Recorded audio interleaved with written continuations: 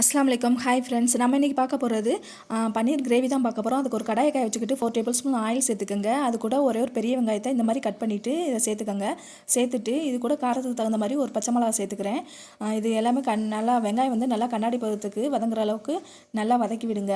வதக்கி விட்டுட்டு இது கூட 2 துண்டு இஞ்சி 6-7 பூண்டு பல் சேர்த்துக்கோங்க. சேர்த்துட்டு நல்லா மிக்ஸ் பண்ணி விடுங்க. உங்கள்கிட்ட இஞ்சி பூண்டு பேஸ்ட் இருந்தாலும் 1.5 டேபிள் ஸ்பூன் சேர்த்துக்கோங்க. சேர்த்துட்டு நல்லா வதக்கி விடுங்க. வதக்கிவிட்டு இது கூட ஒரு பெரிய தக்காளி வந்து இது கூட சேர்த்துக்கிறேன். இந்த மாதிரி கட் பண்ணிவிட்டு சேர்த்துக்கோங்க. இப்போ தேவையான அளவு உப்பு சேர்த்துக்கிடலாம். இது கூடவே சேர்த்துட்டு நல்லா வதக்கி விடுங்க. வதக்கி விட்டு இது எல்லாமே நல்லா வதங்கினதுக்கப்புறம் இதை ஆற வச்சு நம்ம ஒரு மிக்ஸி ஜாரில் நல்லா ஃபைன் பேஸ்ட்டாக நம்ம அரைச்சி எடுத்துக்கிற போகிறோம்.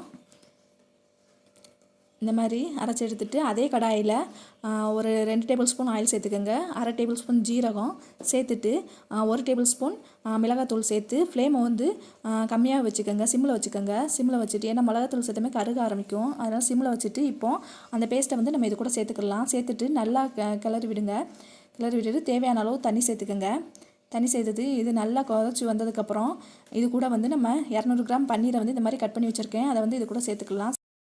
இது கூட ஃப்ரெஷ் பட்டாணி ஒரு 50 கிராம் வச்சுருந்தேன். அதையும் இது கூட சேர்த்துக்கலாம். சேர்த்துட்டு மீடியம் ஃப்ளேம்லேயே வைங்க. அதே மாதிரி பன்னீரும் இது பட்டாணி வந்து ஃப்ரெஷ் பட்டாணி சேர்த்து அதனால் சீக்கிரம் வெந்துடும். இது கூட கொஞ்சம் கஸ்தூரி மெத்தி சேர்த்துருக்கேன். உங்கள்கிட்ட இருந்தால் சேர்த்துக்கோங்க, இல்லைன்னா பரவாயில்ல.